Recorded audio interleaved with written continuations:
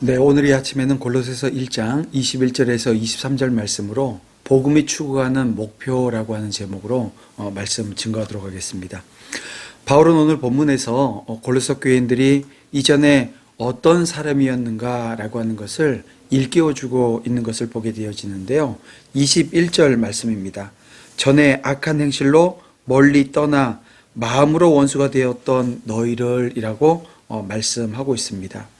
바로 이 말씀은 골로새 교인들의 구원받기 이전의 상태를 지금 말씀하고 있는 것인데요. 특별히 여기서 이 멀리 떠나라고 하는 말은 그들이 과거 죄인으로서 하나님과 완전히 분리되어져서 하나님으로부터 철저하게 소외되어 있었다라고 하는 것을 말씀해 주고 있는 것입니다.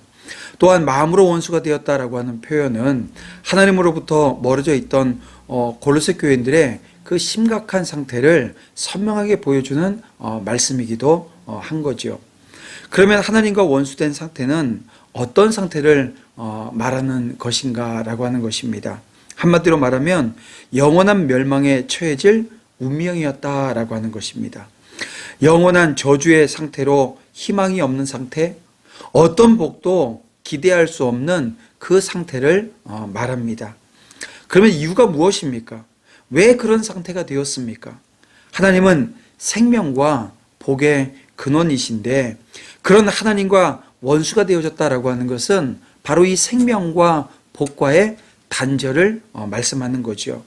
이 땅의 모든 인간은 여러분 하나님과 원수된 상태였습니다. 거기에는 단 한 명의 예외도 없었습니다. 근데 과거 골로새 교인들이 그랬던 것처럼 오늘 우리는 절대 믿을 수 없는 것 같은 그 그리스도의 그 십자가 사건과 그에 대한 믿음으로 말미암아 하나님의 원수가 아닌 오늘 저와 여러분은 하나님의 자녀가 되어졌다는 것입니다. 여러분, 이 얼마나 놀라운 일입니까? 이것이 웬 은혜입니까? 참으로 우리에게는 도무지 상상조차 어려운 엄청난 변화가 찾아오게 되어진 것입니다. 오직 하나님의 은혜로 말입니다. 멸망의 자녀가 하나님의 자녀가 된 거죠. 그런데 안타까운 것은 이 사실에 대해서 오늘 우리가 너무나도 쉽게 망각해버린다라고 하는 것입니다. 스스로 영원한 생명을 얻을 수 있다고 생각하지는 않지만 은연중에 하나님께서 우리에게 주신 이 놀라운 은혜의 선물을 당연시 생각하는 경향이 있다는 거죠. 그러면 어떻게 되어집니까? 감사한 마음이 떨어지고 감격이 줄어들며 또 어느새 오늘 우리의 입술에는 현실에 대한 그 불평으로 가득하게 되어진다는 것입니다. 오늘 우리에게 영원한 생명이라는 선물이 있음에도 자꾸 이것만으로는 부족하다고 더 달라 졸라대는 것이 아닌가 이렇게 싶다라고 하는 거죠. 그런가 하면 세상 사람들은 어떤가요? 그들은 남에게 피해만 주지 않으면 되지 않느냐라고 이야기하면서 이 복음을 거부하는 모습들을 오늘 우리가 보게 되어집니다.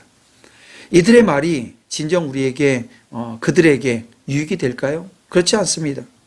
과연 복음 없이 사람이 하나님의 자녀가 되어줄 수 있냐는 겁니다. 절대 그것은 이루어질 수 없는 일이라는 것입니다. 그래서 그렇게 생각하는 사람들을 보게 되어지면 참으로 안타깝고 답답한 마음이 앞서는 것을 보게 되어집니다. 그래서 오늘 우리는 분명히 알아야 합니다. 인간은 그렇게 선한 존재가 아니라는 거예요. 설령 모든 사람에게 존경을 받는다고 하더라도 그것이 하나님과 원수되어진 그 관계를 해결하는 열쇠는 되어지지 못한다는 것입니다.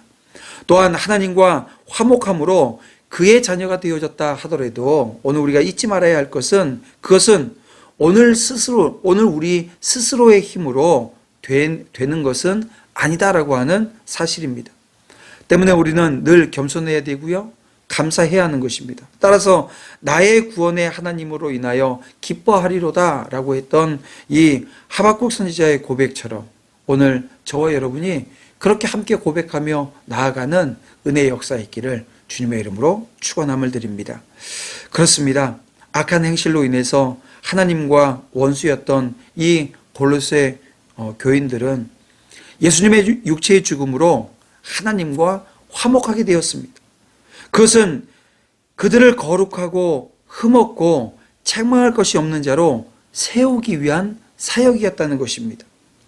이 사역이 완성되었기에 골로새 교인들이 거룩하고 흠없고 책망할 것이 없는 사람으로 변화되는 것은 이건 여러분 자연스러운 일이 되어진다는 거죠. 믿음에 거하고 이 복음의 소망에 흔들리지 않게 되어지면 반드시 그렇게 된다는 것입니다. 그러면 바울이 골로새 교회의 이전 상태와 예수님의 사역에 대해서 말하는 이유가 무엇입니까?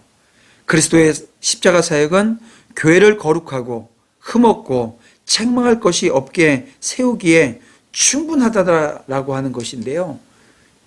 그 이유를 두 가지로 또 말씀하고 있습니다. 그 첫 번째가 그리스도의 십자가 사역에는 큰 능력과 권세가 있습니다. 바울은 골로새 교회가 악한 행실로 하나님과 원수되어졌던 그 과거를 기억하게 합니다. 그런 골로새 교회를 하나님과 화목하게 한 것은 예수 그리스도의 십자가 사역, 그 십자가 사역의 능력으로 증명되어졌다는 거죠. 따라서 복음은 하나님과 화목하게 되어진 교회로 거룩하고 흠없고 책망할 것이 없도록 온전하게 하기에 충분하다는 것입니다. 또 한 가지는 교회는 이 능력 있는 복음에 굳게 거할 때 여러분 온전해진다라고 하는 사실입니다. 복음의 소망을 두고 굳게 서서 흔들리지 않아야 합니다.